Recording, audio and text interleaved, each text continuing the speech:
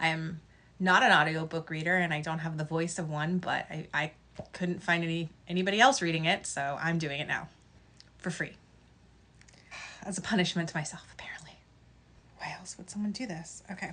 So just to recap, we are reading The Foreword to Project 2025 by Kevin D. Roberts, PhD.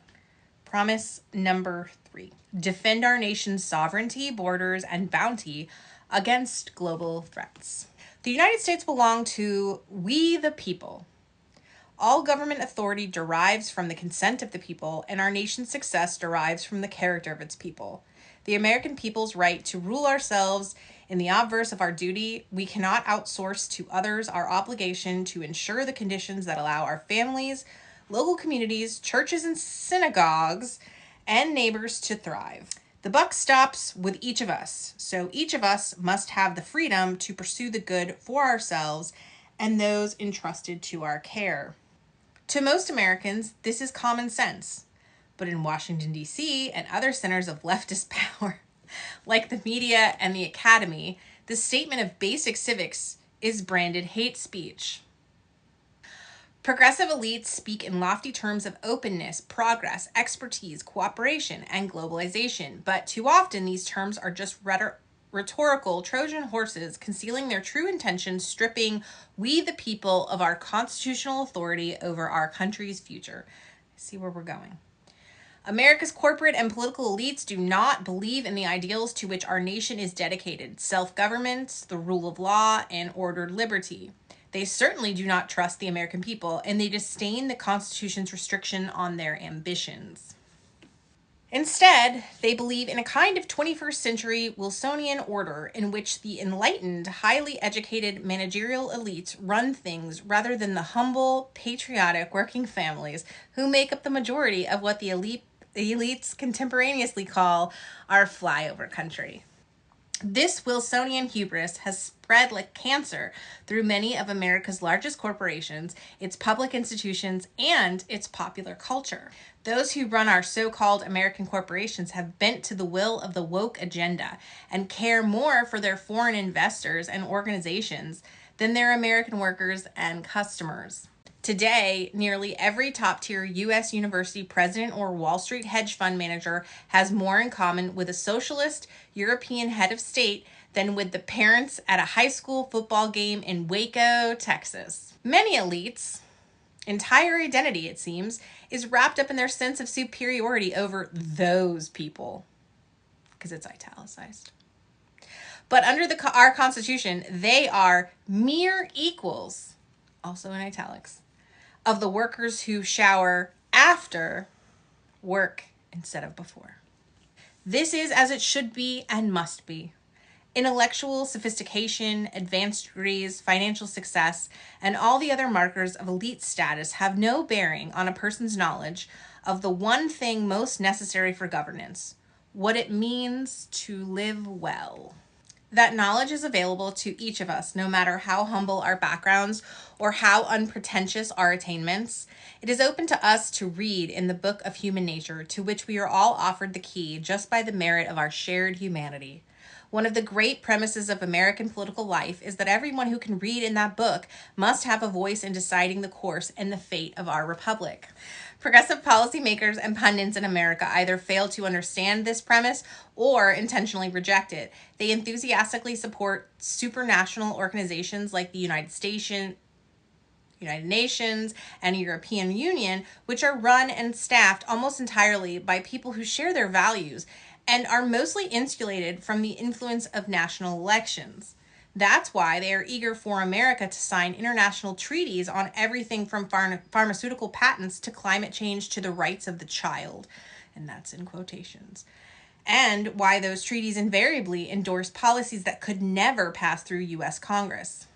Like the progressive Woodrow Wilson a century ago, the woke left today seeks a world bound by global treaties they write, in which they exercise dictatorial powers over all nations without being subject to democratic accountability. That's why today's progressive left so cavalierly support open borders despite the lawless humanitarian crisis their policy created along America's southern border. They seek to purge the very concept of the nation state from the American ethos, no matter how much crime increases or resources drop for schools and hospitals or wages decrease for the working class. Open borders activism is a classic example of what the German theologian Dietrich Bonhoeffer called cheap grace, publicly promoting one's own virtue without risking any personal inconvenience. Indeed, the only direct impact of open borders on pro-open borders elites is that the constant flow of illegal immigrants suppresses the wages of their housekeepers, landscapers, and busboys. Cheap grace aptly describes the left's love affair with environmental extremism. Those who suffer most from the policies environmentalism would have us enact. Why can't I read this sentence? Because it's not written well. Those who suffer most from the policies environmentalism would have us enact are the aged, poor, and vulnerable. It is not a political cause, but a pseudo-religion meant to baptize liberals' ruthless pursuit of absolute power in the holy water of environmental virtue. At its very heart, environmental extremism is decidedly anti-human. Stewardship and conservation are supplanted by population control and economic regression. Environmental ideologies would ban the fuels that run almost all of the world's cars, planes, factories, farms, and electricity grids. Abandoning confidence in human resilience and creativity is responding to the challenges of the future world.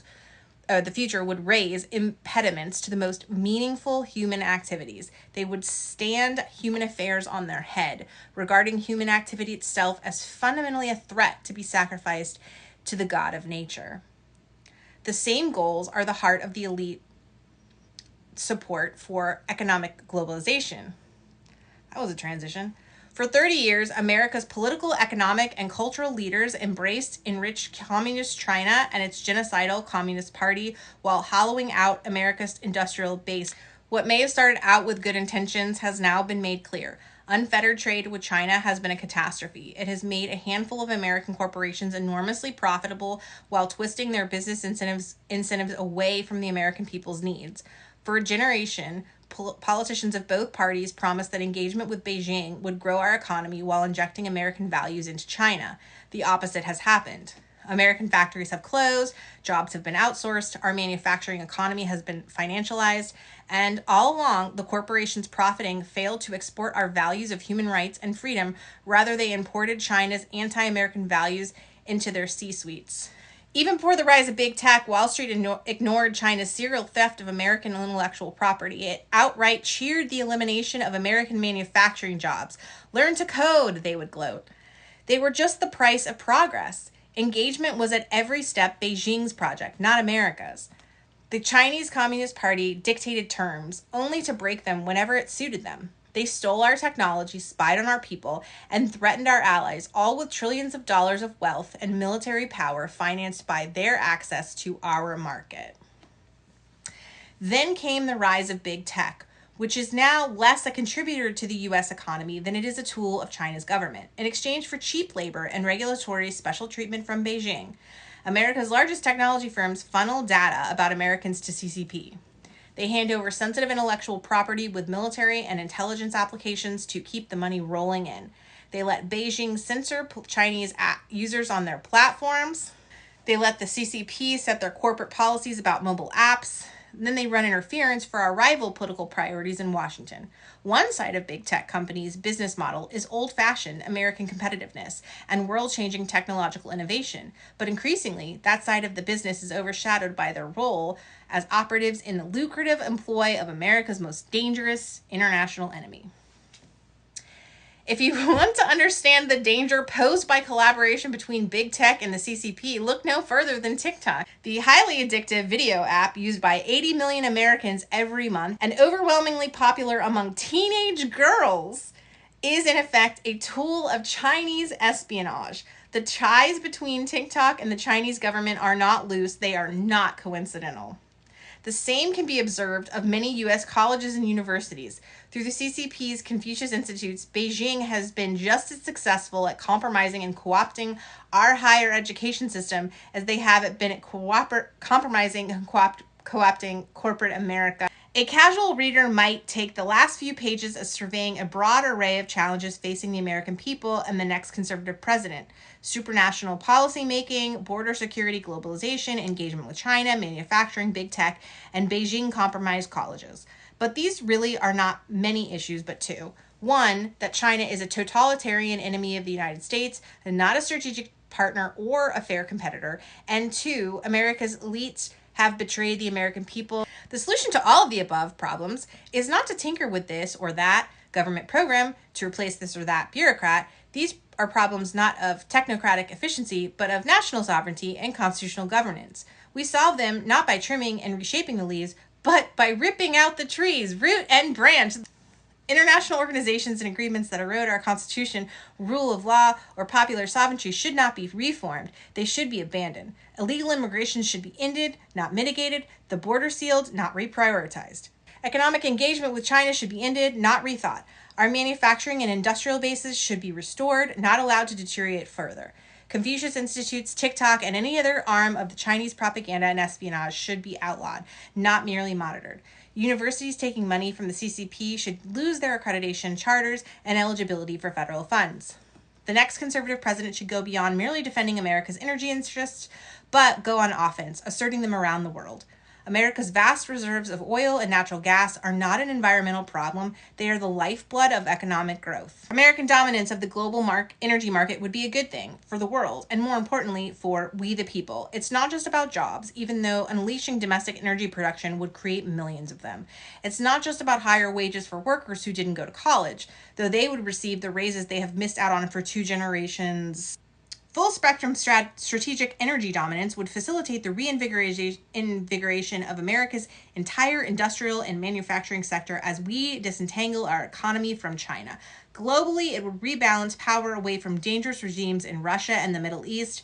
It would build powerful alliances with fast-growing nations in Africa and provide us leverage to counter Chinese ambitions in South America and the Pacific.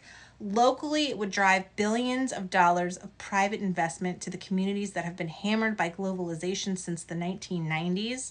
And it would clarify our intentions to Beijing that the next president can ensure that a large part of America's reindustrialization is in the production of equipment we will need to dissuade future foreign meddling with U.S. vital interests. And that's all I can stomach for tonight.